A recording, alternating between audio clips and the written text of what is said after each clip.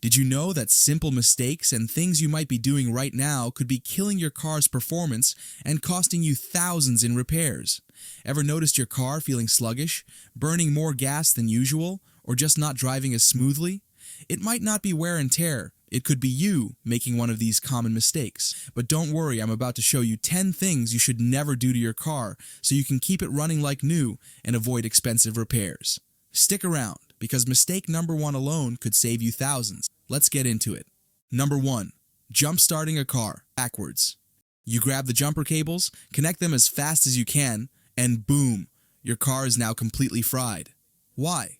Because you connected the cables backwards. This is one of the worst mistakes you can make.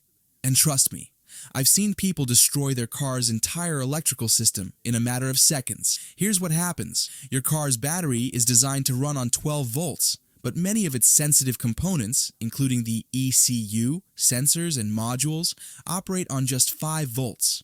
When you reverse the polarity, meaning you connect positive to negative and negative to positive, you're sending a full 12 volts into circuits that were only meant to handle 5 volts. The result? You can fry your car's computer, damage critical sensors, and even blow fuses that control essential functions. And if you think, oh, I'll just replace the battery and it'll be fine, think again. A fried ECU can cost you hundreds, if not thousands of dollars to fix. Not to mention, if you're unlucky, you might even melt some wiring in the process, making things even worse. So how do you avoid this expensive disaster? Always double check before connecting jumper cables. Look at the battery terminals. The positive is usually red, and the negative dash is usually black. Some batteries even mark them with symbols, so take an extra 5 seconds to confirm before you connect.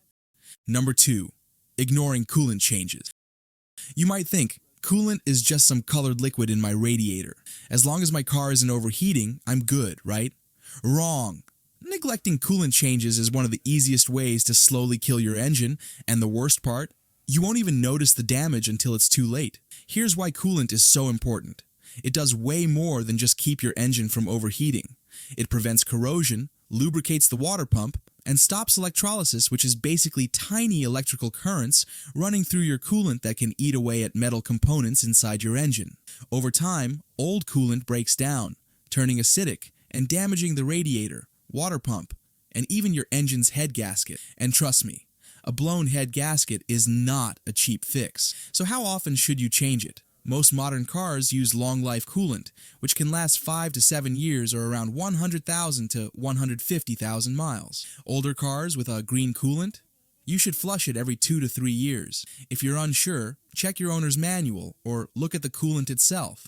If it's dirty, rusty, or sludgy, it's time for a change. Number 3. Using fuel additives unnecessarily. You've probably seen them at the auto parts store. Those little bottles of fuel system cleaner, octane booster, or injector magic that promise to make your car run like new. Sounds great, right? Well, most of them are just a waste of money. Here's the truth. Modern gasoline, especially in places like the United States and Europe, already contains powerful detergents and additives required by law. These additives keep fuel injectors, intake valves, and combustion chambers clean without needing any extra help. So unless your owner's manual specifically recommends a certain fuel treatment, you're literally pouring money down the drain. But wait, you say, what about GDI engines? Don't they need fuel additives? Well, not really. The problem with GDI engines is that their injectors spray fuel directly into the cylinders, meaning additives in the gas tank never touch the intake valves, which is where carbon buildup actually happens. So dumping a bottle of cleaner into your tank does nothing to fix the issue. The only way to properly clean GDI intake valves is through manual cleaning or a professional intake cleaning service. So unless your car is specifically designed to use a certain additive, or you're dealing with bad fuel contamination, skip the extra chemicals. Number 4. Filling tires with nitrogen instead of regular air. A few years ago, tire shops started pushing this big new trend, filling tires with pure nitrogen instead of regular air. They claim it improves tire life, fuel economy, and keeps tire pressure stable longer. Sounds amazing, but it's mostly a waste of money. Here's why. The air you're breathing right now is already 78% nitrogen.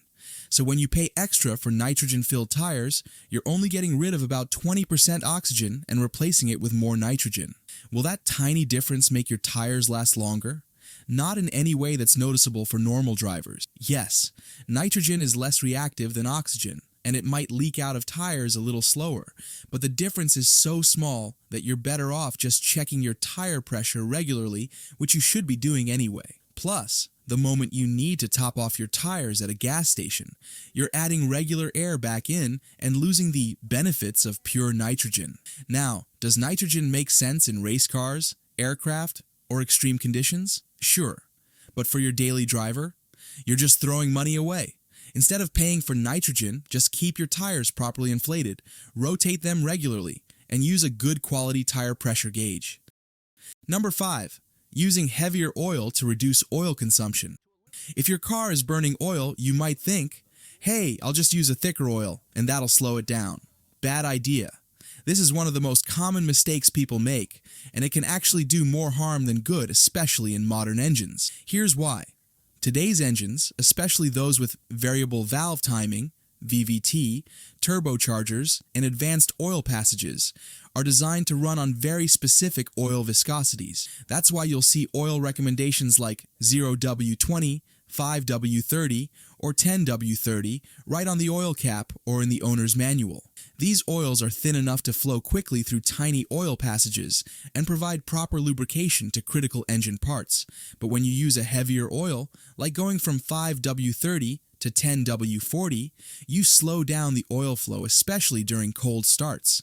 This can lead to poor lubrication, reduced fuel economy, and even damage to VVT system. In some cases, if the oil is too thick, your engine won't get enough lubrication on startup, leading to increased wear and tear. Now, some old school mechanics might swear by thicker oil for high mileage cars that burn oil, and in very specific cases, a slightly thicker oil can help.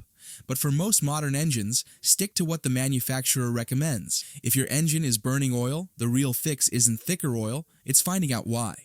It could be worn piston rings, valve seals, or even a clogged PCV valve. Number 6. Overfilling or underfilling engine oil. You already know that low oil levels are bad for your engine, but did you know that too much oil can be just as damaging? Whether you underfill or overfill, you're setting yourself up for some serious and expensive problems. Let's start with underfilling. If your engine doesn't have enough oil, it can't properly lubricate internal parts, leading to excessive friction, overheating, and increased engine wear. In extreme cases, it can even cause engine failure because oil isn't reaching critical areas like the camshaft, bearings, and piston. But what about overfilling? That seems harmless, right? Wrong. Adding too much oil can cause foaming, which reduces the oil's ability to lubricate properly. When the crankshaft spins through excess oil, it aerates the oil, creating air bubbles that reduce lubrication efficiency. This can lead to higher oil pressure, blown gaskets, leaking seals, and even engine misfires. If you've ever seen blue smoke coming from the exhaust after an oil change, there's a good chance the oil was overfilled and is now burning inside the engine. So how do you get it right? Always check your dipstick after an oil change. Park on a level surface, wait a few minutes after shutting off the engine, and check that the oil level falls between the minimum and maximum markers on the dipstick. If you accidentally add too much, drain the excess before driving to avoid damaging your engine. Number 7. Ignoring the check engine light. We've all been there. You're driving along, everything seems fine, and then boom, the check engine light pops up. The car is still running fine, you think. I'll deal with it later. Big mistake. Ignoring that little warning light could earn a minor issue into a major disaster. Here's the thing. The check engine light doesn't come on just for fun. It's your car's way of saying, hey, something's wrong, and you need to check it before it gets worse. It could be something as simple as a loose gas cap, or it could be something as serious as a failing catalytic converter, misfiring engine, or a problem with the fuel system. Many people make the mistake of ignoring the light until the car starts running rough or breaking down, but by that time, the damage was already done. For example, a bad oxygen sensor might not seem urgent, but it can wreck your fuel economy and cause long-term engine damage. A misfiring cylinder can lead to unburned fuel entering the catalytic converter, which can overheat and destroy it, and replacing a catalytic converter can cost over $1,000. So what should you do? Don't panic, but don't ignore it either. Get an OBD2 scanner, they're cheap and plug right into your car, or take it to a shop to get it checked. If the light is flashing, that means it's an urgent issue to stop driving and get it fixed. Number 8. Using water instead of coolant. While it might seem like a quick fix, replacing coolant with the plain water can lead to some serious engine problems down the road. Here's why. Coolant isn't just there to prevent overheating. It also protects your engine from corrosion, lubricates the water pump, and stops the coolant system from freezing in cold temperatures. When you use just water, you're missing all of those benefits, and you're asking for trouble. Here's what can go wrong. Water has a lower boiling point than coolant, so in high temperatures, your engine is more likely to overheat. Water causes rust and corrosion inside the radiator, water pump, and engine block, which can lead to leaks and expensive repairs. In cold climates, water freezes, expanding inside your cooling system, and potentially cracking your engine block, which could total your car. Now, in an emergency, adding a little water temporarily is fine, but you should flush and refill the system with the correct coolant mix as soon as possible. Most cars require a 50-50 mix of coolant and water, and some modern vehicles require specific coolant types, so always check your owner's manual. Number 9. Skipping brake fluid changes. If you're not changing your brake fluid at the right intervals, you're putting your safety at risk. Here's the deal. Brake fluid is hygroscopic, which means it absorbs moisture from the air over time. The more moisture it absorbs, the more contaminated and less effective it becomes. This can lead to a spongy brake pedal, meaning you have to press harder to stop, reduced braking performance, especially in emergency situations, internal corrosion of brake components, which can lead to expensive repairs like replacing brake lines, calipers, or even the master cylinder. Brake failure under extreme conditions, like going down a steep hill, where boiling brake fluid can create vapor pockets causing the brakes to stop working entirely. So how often should you change it? Most manufacturers recommend changing brake fluid every 2 to 3 years, but if you drive in humid or high performance conditions, you might need to do it sooner. A simple brake fluid test strip can tell you if your fluid has absorbed too much moisture. Number 10. Letting your car idle for too long to warm up.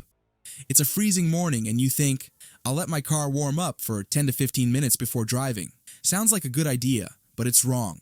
Letting your car idle for too long does more harm than good, and it's one of the most common myths people still believe. Here's why. Modern engines don't need long warm-ups like older carbureted cars did. Today's fuel-injected engines are designed to warm up faster when driven gently, not by sitting in the driveway burning fuel.